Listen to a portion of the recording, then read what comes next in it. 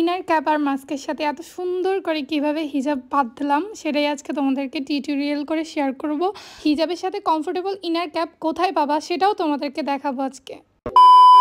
তো আসসালামু আলাইকুম এভরিওয়ান, দিস ইজ নিকাবি ব্লগার তামান্না। আই হোপ সবাই ভালো আছো। আলহামদুলিল্লাহ আমিও ভালো আছি। এই বোরকাটা আমার ফেসবুক পেজ তামান্নাস আউটফিটের, এটা আমার অনেক ফেভারিট একটা বোরকা।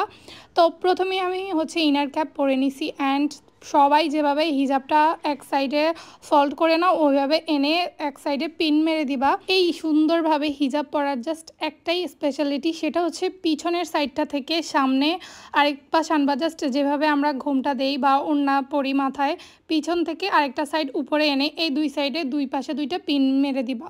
আমি যতটুকু সম্ভব তোমাদেরকে ক্যামেরাতে দেখাইছি, আই হোপ তোমরা বুঝে গেছো কিভাবে আনতে হবে। তারপর সামনের সাইডটা নিয়ে আমি এভাবে দুই তিনটা কুচি দেই যাতে এটার রাউন্ড শেপটা সুন্দর থাকে। তারপরে সুন্দর মতো শেপটা হয়ে গেলে আমি একটা পিন মেরে দিব। পাশের সাইডটাও ঠিক একইভাবে ফোল্ড করে একটা পিন মেরে দিব। এই তো হয়ে গেল আমার সুন্দর করে হিজাব পরার tutorial within mask and inner cap. এই বোরকাটার প্রায় আজকে 2-2.5 বছর, মানে আমি বোরকা পরা স্টার্ট করার মনে হয় 6-7 মাসের মধ্যে এই বোরকাটা আমার পেজে স্টক করছিলাম। তো এখনও বোরকাটা কত সুন্দর দেখো, মনে হচ্ছে এটা যে 2-3 বছর আগের বোরকা। স্টিল নাও বোরকাটা পেজে অনেক চলতেছে আলহামদুলিল্লাহ। যাই হোক, কথা বলতে বলতে একটা জিনিস তো ভুলেই গেছি, ইনার ক্যাপের কথা। এই সুন্দর সুন্দর ইনার ক্যাপগুলো তোমরা পেয়ে যাবা ফেসবুক পেজ অনুবাদে।